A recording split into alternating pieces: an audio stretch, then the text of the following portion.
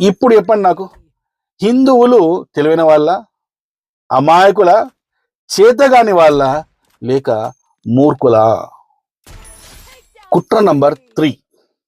అంబేద్కరిస్టులు మరో కుట్ర వేశారు. ఆ కుట్ర ఏంటంటే, రాష్ట్రం మొత్తం మార్వాడీల కల్చర్ లాగా మారిపోతుంది అని ప్రచారం చేస్తున్నారు. వెంటనే హిందూ సమాజం అవును అవును అవును అని గొర్రెలాగా తలుపుతూ అంబేద్కరిస్టులకు వంత పాడడం మొదలుపెట్టారు.